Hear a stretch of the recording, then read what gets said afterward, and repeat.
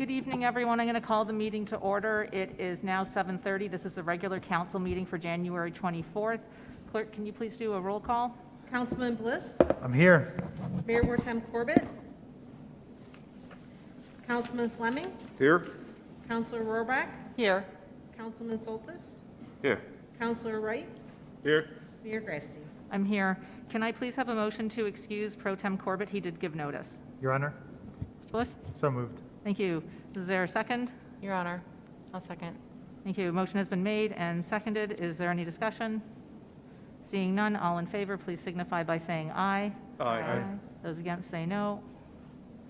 All right, motion carries. Pro Tem Corbett has been excused.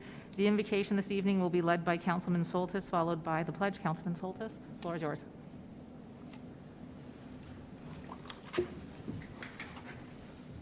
Good evening. Can you hear me?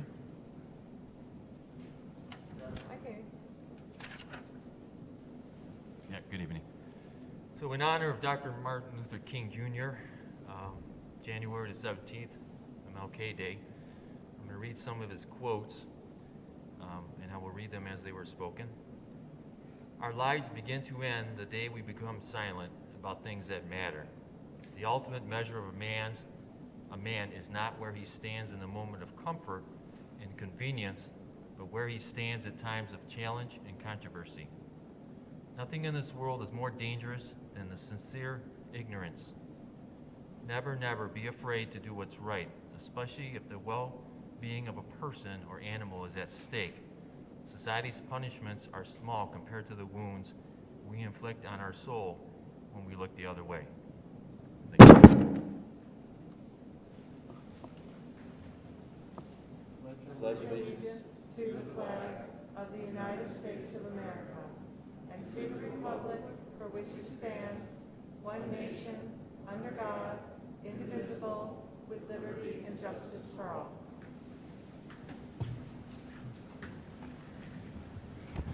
All right, first up, we have additions and deletions for the agenda. Are there any additions or deletions this evening? Your Honor, Councilor Wright? I'd like to make a motion to add item P4, or is it P3, on the agenda, a proclamation for Black History Month. All right, thank you. Is there support? Your Honor, I'll support. Thank you. Motion has been made and seconded. Is there any discussion? Seeing none, all in favor, please signify by saying aye. Aye. Those against say no. Motion carries. Item is added. Are there any other additions or deletions? Your Honor, I'll make a motion that we add P4 to the agenda, which is a proclamation for International Holocaust Remembrance Day. All right, thank you. Is there support? Your Honor, I'll support. Thank you. Motion has been made and seconded. Is there any discussion? Seeing none, all in favor, please signify by saying aye. Aye. Those against say no. Motion carries. And can I please get a motion to add a presentation from State Representative Jim Ellison to the agenda as well, please? Your Honor, so moved. I move that we add in presentation from Representative Jim Allison. Thank you. Is there support? Your Honor, support. All right, thank you. Motion has been made and seconded. Is there any discussion? Seeing none, all in favor, please signify by saying aye. Aye. Those against say no. Motion carries. Also added to the agenda. Is there any other additions or deletions this evening? All right, seeing none, we will move ahead to our presentations. First up, we have a proclamation celebrating the Asian Lunar New Year for February 1st. Mrs. Marsh?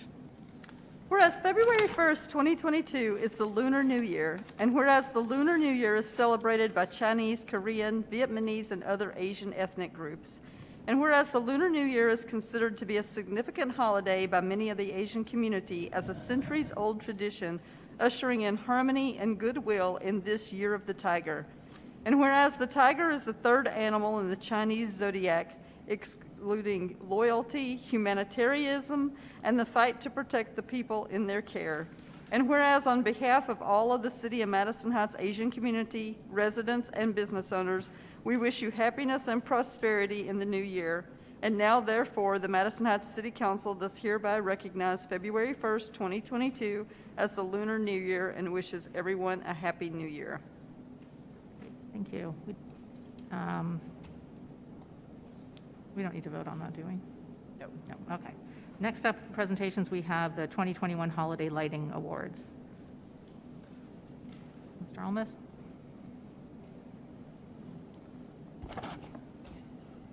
Good evening, Mayor and members of council. The Beautification Committee had a total of 13 nominations for the 2021 Holiday Decoration Awards.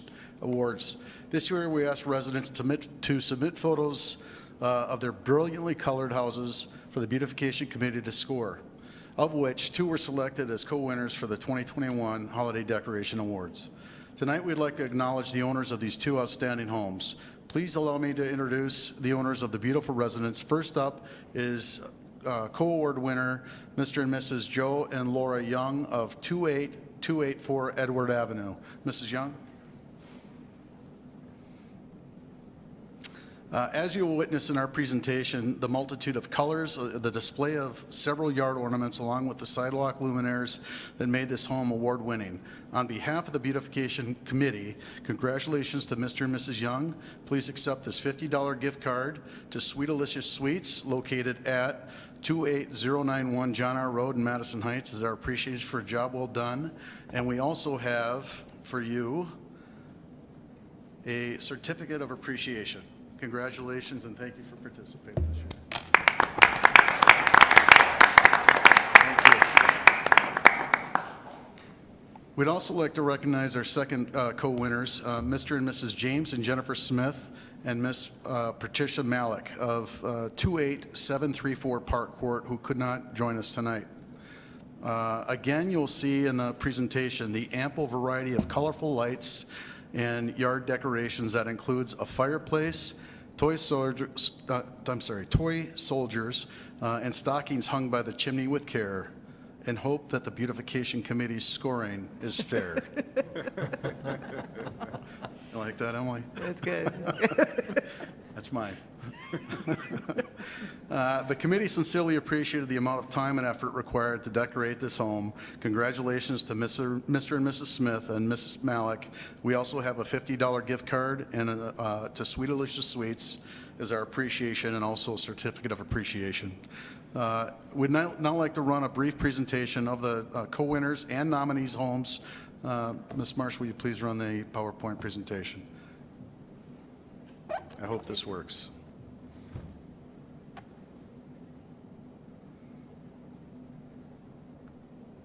There's no sound.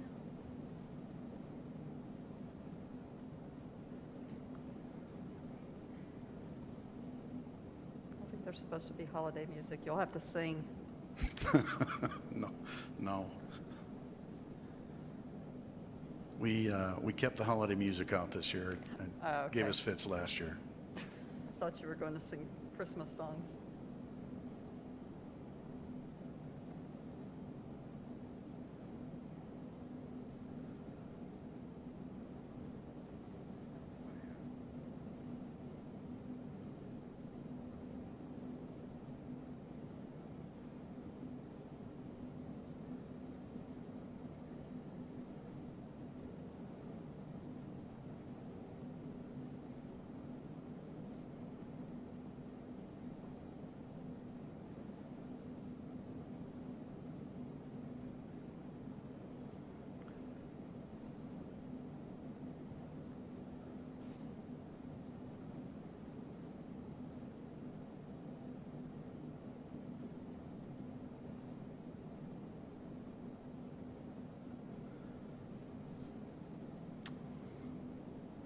Thank you to the co-winners as well as the nominees for making your homes look so festive this winter.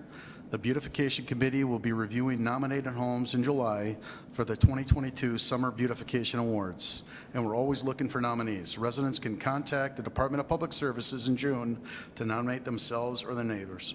Thank you, Mayor and members of Council, for your time this evening. Thank you. All right. Next up, we have P3, which is the proclamation regarding Black History Month. Yes, whereas during Black History Month, we celebrate the many achievements and contributions made by African Americans to our economic, cultural, spiritual, and political development. And whereas Black History Month grew out of the establishment in 1926 of Negro History Week by Carter Woodson and the Association for the Study of African American Life and History. And whereas the observance of Black History Month calls our attention to the continued need to battle racism and build a society that lives up to the democratic ideas. And whereas the respected leader, abolitionist, and orator Franklin Douglass was the very first Black person to hold the government position, once said, "The destiny of the colored American is the destiny of America." And whereas, although we inherit incredible progress secured at the expense of centuries of toil, sweat, blood, and tears, we acknowledge that the long journey towards justice is a difficult one to navigate and must forever support change makers, become active participants in the liberation of all people, and demand that the leaders everywhere be held accountable. And whereas Madison Heights City Council works toward becoming an inclusive community in which all citizens, past, present, and future, are respected and recognized for their contributions and potential contributions to our community, the state, the country, and the world. And whereas the City of Madison Heights is proud to honor the history and contributions of African Americans in our community throughout our state and nation. Now therefore, in recognition of African Americans past and present in our community, City Council of Madison Heights proclaims February 2022 to be Black History Month and asks all community members, public officials, librarians, and educators to join us in commemorating the countless contributions of Black people in our region, our nation, and our world. Thank you. Next up is P4 regarding International Holocaust Remembrance Day. Whereas on January 27, 1945, the Red Army entered into Auschwitz concentration camp, liberating more than 7,000 individuals who were imprisoned there. And whereas just earlier, I don't even know how to pronounce it, commonly known as SS, forced nearly 60,000 prisoners to evacuate the concentration camp and embark on the infamous death marches, which took thousands of innocent lives. And whereas November 1st, 2005, the United National General Assembly passed a resolution to designate January 27th as an International Day of Commemoration in memory of Holocaust victims, the day upon which the world will remember the Holocaust and its victims each year. And whereas the Human Relations and Equity Commission was established to advise the City Council on programs, policies, and activities that promote positive human relations and equitable outcomes and opportunities in all aspects of community life, including issues related to affecting minority communities in Madison Heights. And whereas on International Holocaust Remembrance Day and throughout the year, we honor Michigan Holocaust survivors, liberators, and we further encourage all citizens to promote human dignity and positive human relations and equitable outcomes and opportunities in all aspects of community life. Now, therefore, the Honorable Mayor and City Council of Madison Heights do hereby proclaim January 27, 2022 as International Holocaust Remembrance Day in Madison Heights. Thank you. And up next, we have P5, some State Representative Jim Ellison. Mr. Ellison, the floor is yours. Can I take my mask off? Thank you. Thank you, Mayor Grafstein and Council, for inviting me to give you an update. I haven't been here for a long time, and I missed all you folks. But I'm going to get into, I know where Councilman Fleming specifically asked for some details on a particular bill that's out there, and I will get to that. But I want to take advantage of the opportunity that I have and give you just kind of a brief overall of what's going on in Lansing right now. I know that you asked me here to discuss public safety and some of the initiatives toward that end at the state level, but I would be remiss if I didn't address some more general updates first, primarily COVID-related, as you can imagine. COVID has proven itself to be quite stubborn. Omicron variant continues to stress our hospital systems to the limits and public health resources as well. I cannot stress enough how critical it is for folks to not only get vaccinated against the virus, but please get the booster as well. Science is very strongly indicating that a fully boosted individual's chances of developing only a minor case are significantly higher than those without boosters. And those without any vaccines are still making up over 70 to 80% of all hospitalizations in the state. In addition to our health systems, COVID has put a great strain on all of our public resources and infrastructure. I am pleased to say that as of the end of 2021, the state legislature has successfully released 90% of the previous federal COVID relief funding, and we are negotiating with our Republican colleagues to get that final 10% out the door. And I'm also very pleased that our president and Congress, that they were able to pass the American Rescue Plan Act, the ARPA Act, providing much needed relief to states, counties, and local governments to ensure that we come out of this pandemic stronger than we've seen. This is the single largest influx of funding our state has seen in generations, and we will realistically never have another opportunity as we do now to ensure that we use the funding wisely and strategically to help build strong and lasting improvements in our communities. And further, I want to remind everybody that this coming Wednesday evening at 7 o'clock, the governor will give a virtual State of the State address. I believe you will hear a lot more on how we can work together to build infrastructure to last for generations to come, to build a public safety structure that reflects the values and diversity of our great state, and to break the cycle of gun violence that has reached its own epidemic health levels of health crisis in Michigan. And now on to the topics that Councilman Fleming requested.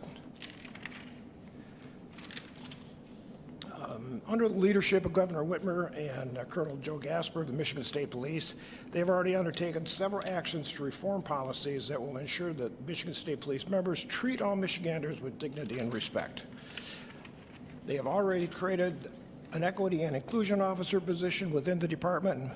They have set a goal to increase the racial minority trooper applicant pool to 25% and the female trooper applicant pool to 20% in an effort to diversify the department. Establish community service trooper positions to institute a community policing concept statewide. They've posted all non-confidential department policies online to increase transparency. They've implemented recurring implicit bias training for all enforcement members and assisted in the development and pilot of a nationwide implicit bias training for civilian personnel. They've generated a public-facing transparency web portal for freedom of information requests, and they've revised the department's pursuit policy to limit the circumstances in which MSP members can engage in a vehicle pursuit. Regarding House Bill 5522, sponsored by Representative Michael Mueller, it's an appropriations bill that would provide additional funding to boost police hiring and other law enforcement programs. It passed the House on December 2nd by a vote of 97-3 and is now in the Senate for consideration. Some of the key spending proposals included in the spending bill are $10 million for local law enforcement quarantine reimbursement. These funds will be used to reimburse officers that were forced to quarantine and take personal time off because of exposure or possible exposure to COVID-19.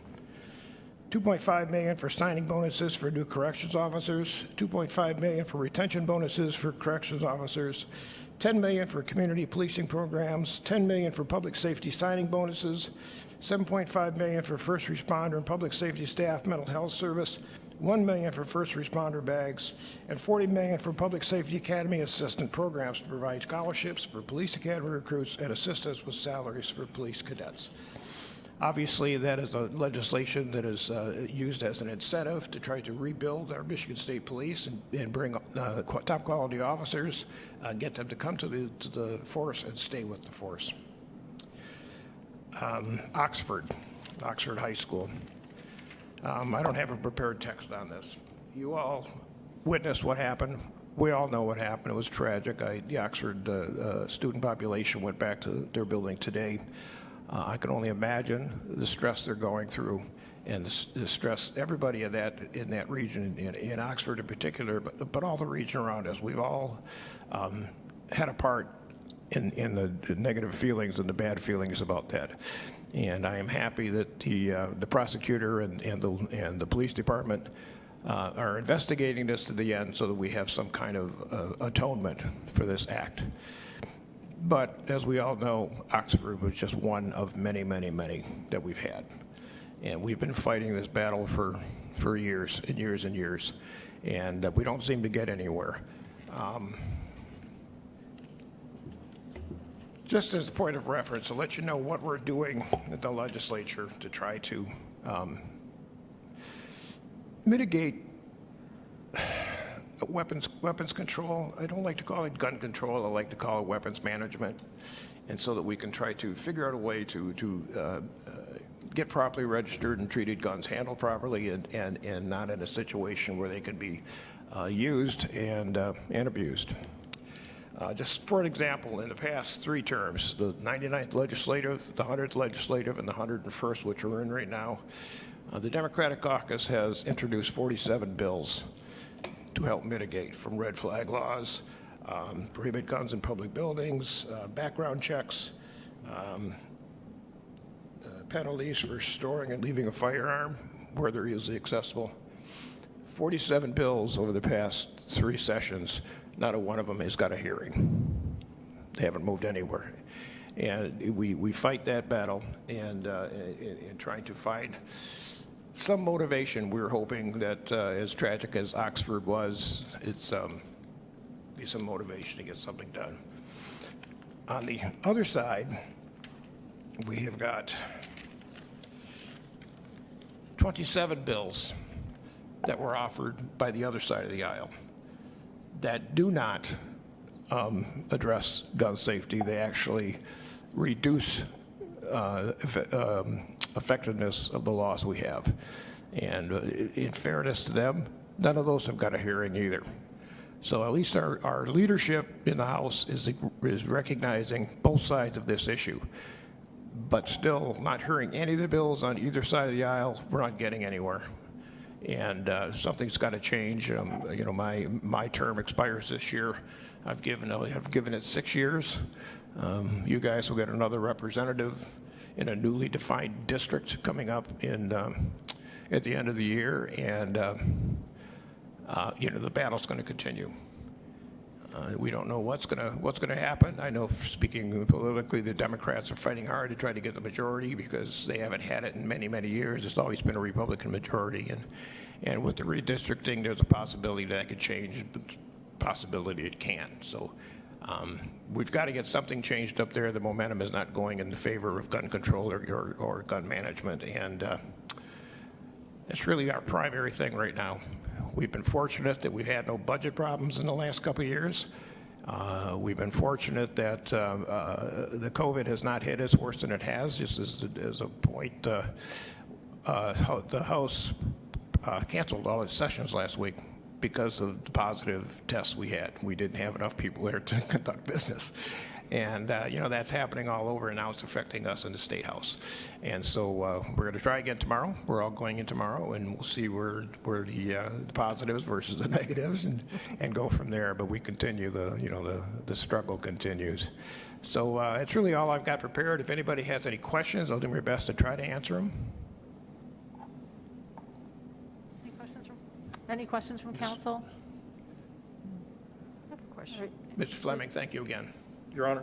I have a question, if you actually could just update council, because I get asked. All the electeds have questions. The city manager can't ask a question. Okay. Could you just update city council and the public on the issues with the OMA or the Open Meetings Act and why we can't go back to virtual? Because I get that question a lot, and I explain it over and over again, but maybe if you could just touch on it briefly. If I had the answer, I'd give it to you. I mean, we'd like to be able to conduct remote meetings. I mean, they've been a boon. But by law, open meetings have to be conducted except for specific reasons: litigation, property sale, and personnel issues. So if anybody is having closed sessions that don't deal with those specific items, then they're going to be in violation, and it should be chased down. But everybody's entitled, if you're going to deal with negotiations or contract negotiations or building purchases, and those are all things that are permitted under the OMA. But everything else, you've got to be out in public, whether it's electronically or in the commission council chambers. Thank you. Councilman Fleming, did you have something else? Yeah, I really appreciate you coming today and talking to us, and taking your time and talking to us and explaining all the information you just brought to us. It's really appreciated. Thank you. Thank you. I will say, hopefully I'll get back again before the end of my term, but it has been a pleasure representing the city of Madison Heights. Over the last 5 years, I've gotten to know a whole lot of people. Lady in the center of the table, more polite. I met the mayor very early in my term when she would come to my coffee hours and establish a rapport, and I think you guys are well led. So if there's nothing else, thank you for your time. Thank you for the opportunity. We remain ready to go at our office anytime. Give us a call, and yeah, just as an interesting point, you know, with the COVID and now working at home, I've got one of my staffers is technically at home all the time. There is no need. She conducts business at home under her computer with connections. The ironic part of that is she's in Nebraska. So she got married last year, and her husband's in the Air Force and was stationed in Nebraska. So we checked out, and they said, sure, she's working at home anyway. She doesn't need to be in the office. She's doing a fine job. So yeah, it's created other opportunities for a lot of people that we didn't have even a thought of before. So there are positives coming out of this whole. You shake your head. Thank you. There are some positives, but So, yes. okay. Thank you so very much for the update. Appreciate it. All right, next up, we have public hearing. This is a special approval 21-07 for 32601 Industrial Drive. Mrs. Marsh? The applicant has requested special use approval for a motor vehicle repair and maintenance service facility at 32601 Industrial Drive, zoned M1 Light Industrial.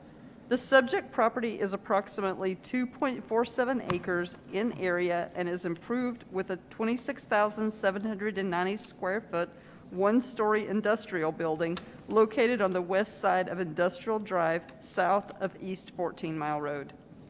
Raytheon Automotive, an electronic vehicle automaker, intends to utilize the existing building for vehicle service and repair. Per the applicant, vehicle service at this location will include, but is not limited to, tire changing, wheel alignment, hardware replacement, windshield wiper fluid replacement, and software updates. Pre-delivery inspections will also be performed on site. The anticipated initial hours of operation are Monday through Friday, 8 to 5, with potential for increased service hours in the future. In addition to interior building modifications, the applicant proposes improvements to the site, including a rear parking lot expansion, underground stormwater detention, sidewalk connection, interior parking lot, and site landscaping, and additional minor enhancements to meet zoning requirements. Electric vehicle charging stations are proposed within the parking area. This requested special use for a motor vehicle repair and maintenance service is a permitted and comparable with existing uses along this portion of the industrial drive and comparable with uses permitted in the M1 zoning district. The proposed use is consistent and compatible with the description and intent of the industrial future land use as described in the 2021 master plan. The proposed use generally satisfies the special approval review standards and the criteria listed in section 10.2014. The Site Plan Review Committee reviewed the proposed special approval request at their January 12th meeting and did not cite any concerns regarding the proposed special use. If approved, a separate Site Plan Review Committee approval will be required for the proposed site plan. Based on these findings, staff recommends that the City Council approve the requested special use with the following conditions. 1, all repair work of any nature shall be done within the enclosed building. 2, vehicles that are waiting to be repaired and serviced shall not be parked outside on the premises for a period longer than 72 hours. 3, expansion of the existing building for purposes related to the approved special use shall require new special use approval through City Council. And 4, the proposed use shall comply with the performance standards as set forth in section 10.509 of the zoning ordinance.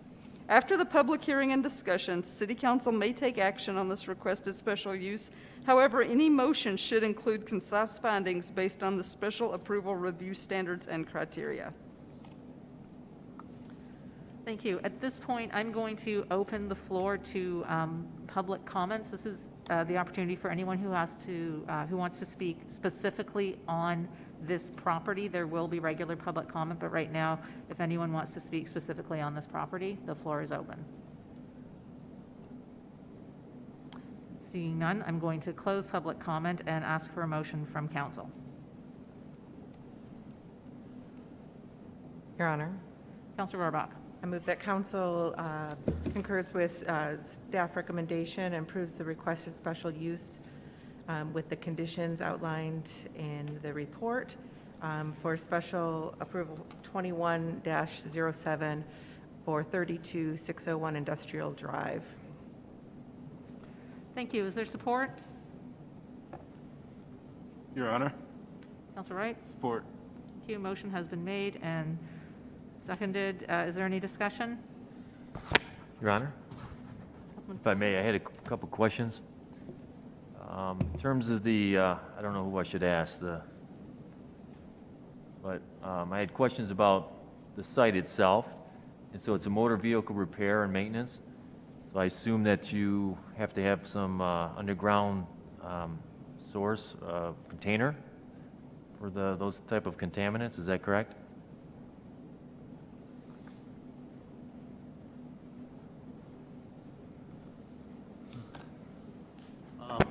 I'll be honest, I can't speak to the specifics of the underground container. That's something that I imagine will come up with our engineering review. Would you guys be able to? Good evening. Leland Greenfield from Rivian. I'm sorry, can you clarify the question? Well, didn't really so it's a understand. motor vehicle repair shop. Yes. And I assume you change oil and you got all kinds of fluids that come out of the engine, and so you're going to have, there's a storage tank somewhere that it's going to, correct? So I'll first just state that they are motor vehicles, but they're not internal combustion motor vehicles. They're only electric. So Gotcha. the nature, of the propulsion is Yeah, right. So minimal in terms of fluids. Nothing underground storage is required. It would be contained and removed off-site. What about the batteries? How do they sometimes have to be disposed of, or? They do from time to time. It's not a common repair, but in the event that happens, it would be sort of a scheduled repair, in which point, a new battery would be brought in, the old battery would be taken out and Recycled then? removed. Yeah, Gotcha. Okay, thank you. sure. Thank you. Are there any other questions from anyone in council? Your Honor, I have a question. I read through the information provided, and just out of curiosity, is this going to be for your end consumer, or is this just going to be for folks who, for business-to-business use? My main question is this going to create some foot traffic near our downtown area, because it's very close to our downtown area? So, Sure. So it would be used for both consumer vehicles and B2B vehicles.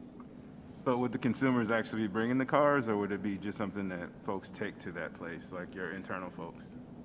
No, they could. The public could bring their vehicle there.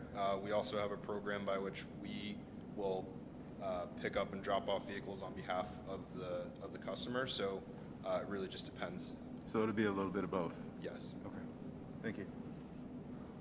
Okay. Are there any other questions by council? All right, thank you. Thank you. Then I would ask for a vote. Discussion is over. All in favor, please signify by saying, actually, I'm going to interrupt myself there. Councilor Rohrbach, you made a motion. Did you include, sorry, I don't know tonight, I'm just having a really hard time. I don't know Yeah, if it's me the too. masks and the plexiglass, but it's just really hard to hear. Did you include the 4 conditions in your motion? I did. You did, okay, thank you. Then, all in favor, please signify by saying aye. Aye. Those against say no. Motion carries 6-0, thank you. I apologize, I'm having a really hard time hearing everyone this evening.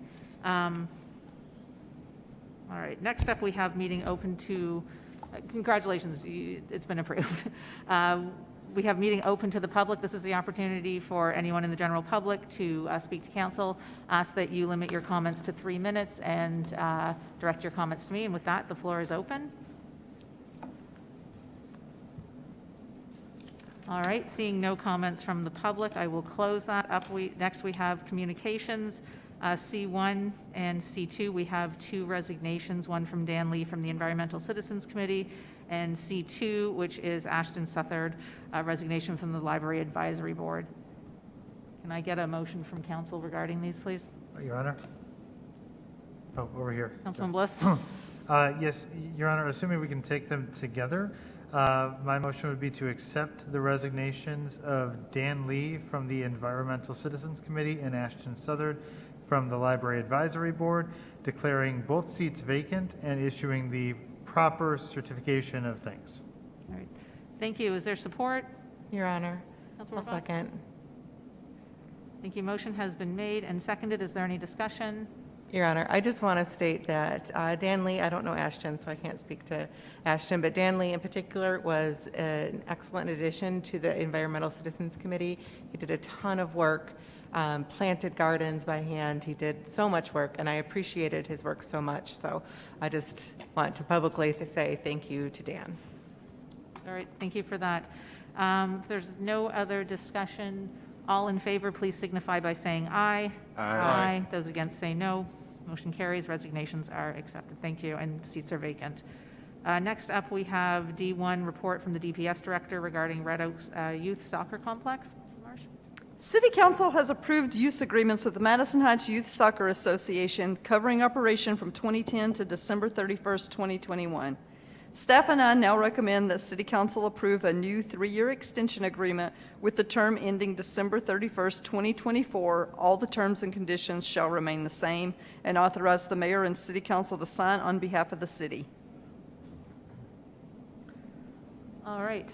What is the wish of council? Your Honor, Bliss? I move that we approve a new 3-year extension agreement with a term ending December 31st, 2024, and authorize the mayor and city clerk to sign on behalf of the city. All right. Thank you. Is there support? Your Honor, I'll support. Thank you. Motion has been made and seconded. Is there any discussion? Seeing none, all in favor, please signify by saying aye. Aye. Those against say no. Motion carries. Thank you. Next up, we have the minutes from the regular city council meeting, January 10th. What is the wish of council? Your Honor, Councilor I Rohrbach? move that council approves the minutes from the regular city council meeting of January 10th, 2022. Thank you. Is there support? Your Honor, Councilor Wright? support. Thank you. Motion has been made and seconded. Is there any discussion? Seeing none, all in favor, please signify by saying aye. Aye. Those against say no. Motion carries. Thank you. And that is it. So I invite closing comments, starting with you, Councilman Bliss. Nothing tonight, Your Honor. Okay. Councilor Wright? Ready. I wanted to just address why I wanted to add the proclamation for Black History Month before Black History Month. One of the main things that we see when it comes to doing things like acknowledging certain holidays is this term called performative allyship, is where we say, yes, we support you, but let's not really do anything to make a difference. And so I felt it very important that we acknowledge it prior to the day, because our next meeting isn't until the 14th. And sometimes, as a person who is marginalized and marginalized voices, we often feel like we have to wait or get pushed back to as convenient. So I think doing it proactively was a good measure to be progressive and show our support for a lot of sacrifice and toil, because there are a lot of people who are going to see this and hear this, and they're going to take pride, and they're going to see that us being proactive is a good sign for our city. So kudos to I don't want to say kudos to us, because we just did the right thing and you shouldn't give yourself kudos, but I think kudos to us for being progressive and proactive, to not wait and do it on the backside but on the front side. And that's all I have to say, besides be kind. Mr. Sherman? Your Honor, couple things. First of all, it's been very difficult to hear one another during the course of this meeting from the sound that's coming from behind us. We had the same issue at this week's staff meeting, and we had a hard time hearing the speakers as well. But I do want to give kudos for being progressive, and props to City Council for approving the special approval of Rivian Motors, which is a relatively new electric auto manufacturer, another Tesla, if you will, or could be another Tesla. They were recently awarded the 2021 Pickup Truck of the Year. This is really looking at the future transportation without harm to the environment, because they don't work on gasoline engines, because there aren't any, and kudos to the city for having this type of user in town. That's it, Your Honor. Thank you. Mrs. Marsh, anything from the city manager this evening? Just one quick thing. We declared 2 seats vacant on our boards and commissions tonight, and just a reminder, City Council appoints the next batch of people to these boards and commissions at our last meeting in February. So if you're interested, or you know somebody who's interested in serving on a board and commission, please apply. Now is the time. You have about 2 to 3 weeks. That's it. Thank you. Anything from the clerk's office this evening? Nothing this evening, thank you. Thank you. Councilor Rohrbach? I just want to say thank you again to Rep. Ellison for coming. He serves as the vice chair of the Local Government and Municipal Finance Committee at the state level, and he advocates for municipal governments and our funding, with Headley and Prop A and things like that. He just has been kind of nonstop about it. He doesn't let it go, and I really appreciate that about him. Hasn't changed anything yet, but I appreciate that he speaks loudly on that issue in particular. I also want to say thank you to Quinn, or Mr. Wright, for bringing Black History Month early to our proclamation tonight. I'm really happy that we're doing that. The Human Relations and Equity Commission last week met on Saturday. We met for a half a day and did a strategic planning session that was really wonderful. It was very well done. It was led by one of our members, and just a remarkable amount of work got done during that session, and I'm really looking forward to the product that comes from it that we can share with you guys in the future. And the last thing I wanted to again say was thank you to Dan Lee for his exceptional service on the Environmental Citizens Committee. Thank you. Thank you. Councilman Fleming? Yeah, so the first item that I have is next month for Black History Month at the library. The organization Madison Heights Citizens United is going to be having a Juneteenth display in the library. They will be there, I suspect, all month long during Black History Month, which is all of February. Then I wanted to make people aware that our city webpage underneath the section for the police department has a transparency dashboard. And the dashboard is where you can go and you can get all sorts of crime statistics. And you can actually filter them by race, age, gender, and whether they're citations like traffic citations or arrests. So if you're really wanting to look at that data, that's where you can find it at. And that's the end of the report today. Thank you. Thank you. Councilman Soltis? Yes, thank you, Your Honor. Yeah, it was real tough to hard to hear, but I think it's worthwhile having these guards up for our safety. And so I'm glad that we did those, I guess, resolutions or proclamations. I'm a big fan of museums, and there's the Holocaust Museum, and I think it's West Bloomfield. Fantastic place. I've been there a few times. And then there's the Charles H. Wright Museum of African American History. I've been there once. That's fantastic as well. So I suggest going to both of those. On a lighter note, I really want to see Stafford get it to the Super Bowl. I think he deserves it. And he's one heck of a quarterback. And just be safe out there. Again, wear a mask, get vaccinated and boosted. That's the only way we're going to win this fight. And that's all. Thank you. Thank you. Thank you, everyone, for speaking up. And I think everyone got a little bit clearer when I said it was so hard to hear. And yes, for those of you not sitting up here, we have a fan or something going on behind us. Thank you, Councilman Fleming, for letting us know that there is something happening for Black History Month at the library. I'm glad that the HREC had their strategic planning I'm excited to hear what they're doing for the Lunar New Year and for Holocaust remembrance. On a personal note, my great uncle and his family were actually murdered at Auschwitz. I knew that, but I didn't know that until a couple of years ago because it was always in my family referred to as Auschwitz, which is where Auschwitz was located. And it just came to my attention a couple of years ago that it's now known as Auschwitz. So that's something that's very real. We still have Holocaust survivors. There was something that I was reading the other day.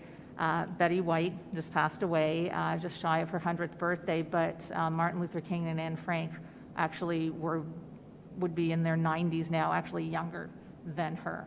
So as far away as these things seem to us in time, they aren't. And last year, 2021, was actually, there was a huge increase in anti-Semitic crime and anti-Semitic situations. So anti-Semitic, for those of you who don't know, is Jew hate. And it was the highest increase in the last decade. So it's not something that impacts very many people in our city because there are barely 200 Jews in this city, but we still need to be cognizant of that. So I'm excited to see what the HREC is going to be doing for Holocaust remembrance, and as I said, and for the Lunar New Year, which is coming up in the next year, or in the next week. Our next meeting is Valentine's Day. It's February 14th. The time is now 8:16. The meeting is adjourned. Good night.